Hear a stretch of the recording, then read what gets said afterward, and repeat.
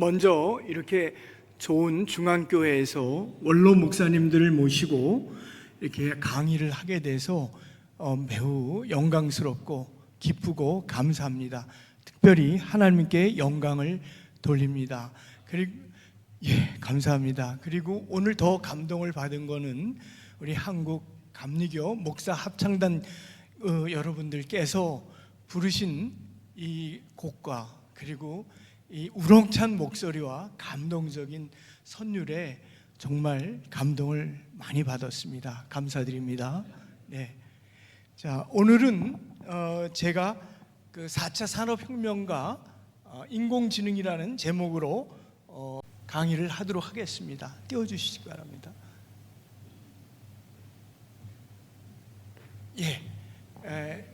그래서 제가 간단히 소개를 했지만 간단히 짧게 소개하면 저는 미사일 부대 ROTC 장교로 미사일 부대 작전 장교를 했습니다.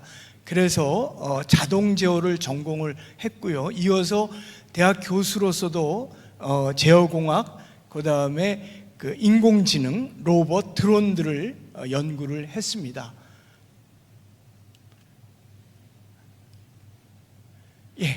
먼저 과학기술의 발전과 영향에 대해서 말씀을 드리는데, 과학기술의 발전은 인류의 삶을 근본적으로 변화시킨다. 그리고 지금까지 총 4차에 걸친 산학혁명이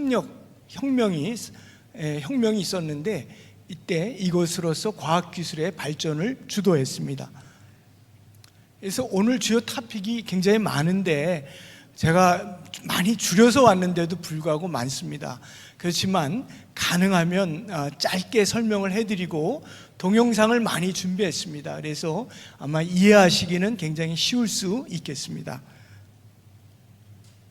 그래서 먼저 4차 산업혁명을 간단히 말씀드리면, 지금 4차라는 말이 나온 것이 2016년 1월 20일 스위스의 다보스에서 열린 세계 경제 포럼의 키워드였습니다.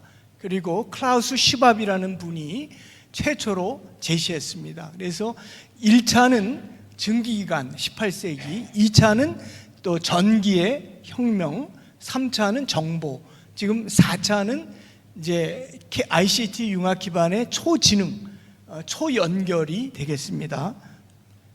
간단히 그러면 4차 산업혁명 시대이기 때문에 우리가 좀 알아야 되는데, 주요 기술은 아주 간단히 인간의 비유해서 설명을 해드리면, 두뇌는 인공지능입니다.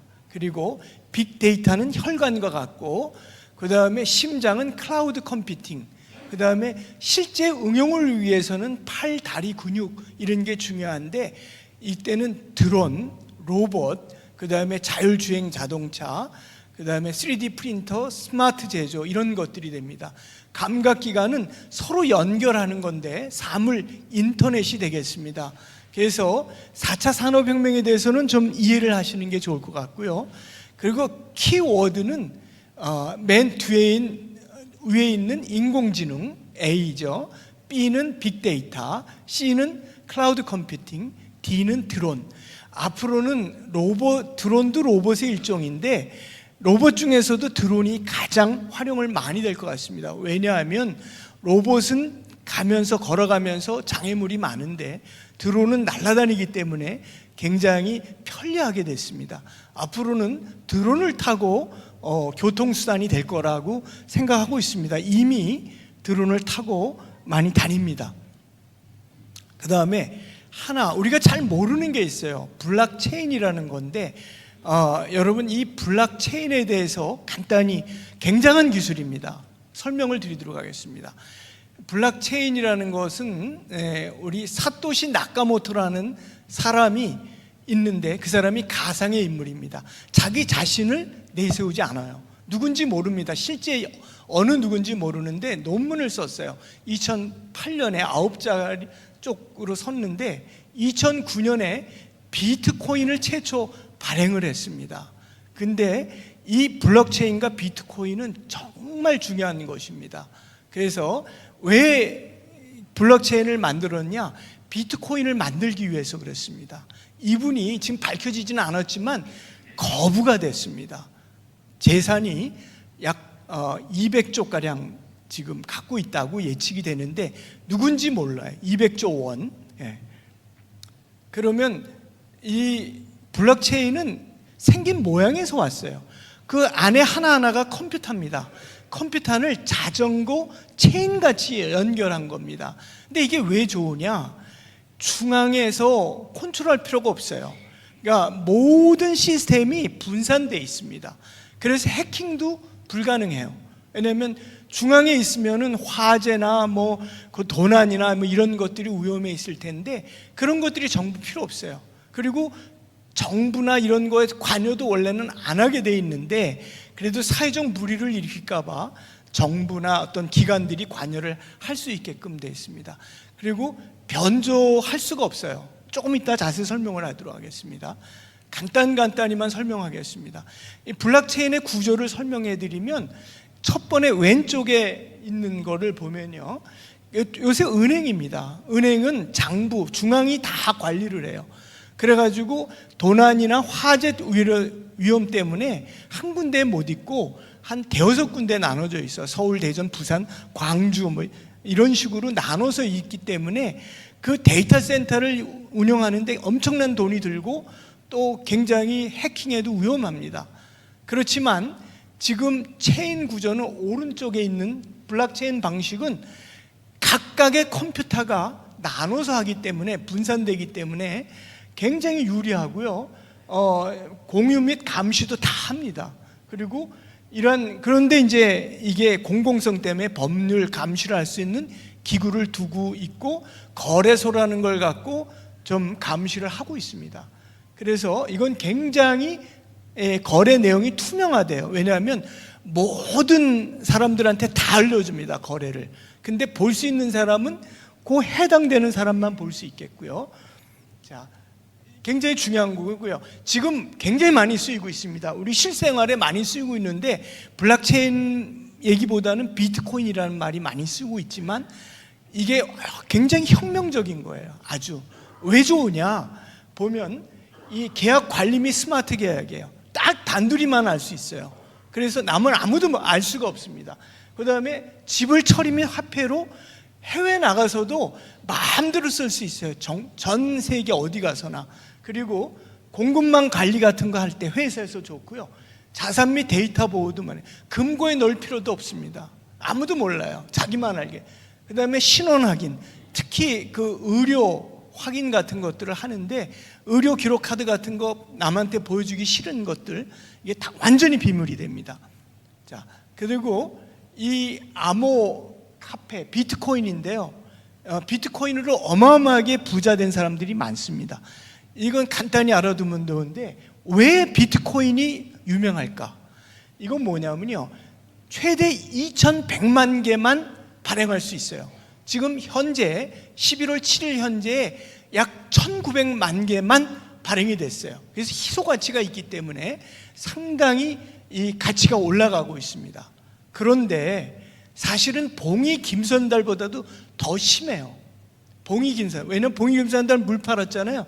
이거 만들었는데 비트코인은 돈 하나도 안 들이고 그냥 컴퓨터로 만든 거예요.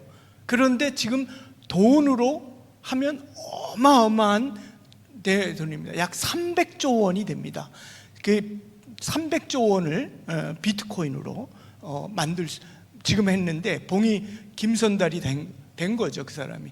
지금 전체 금액은 한 3,000조까지 됩니다. 3,000조 원 중에 약 200에서 300조 원을 이 가상의 인물 나카모토가 갖고 있는데 누군지도 몰라요. 예.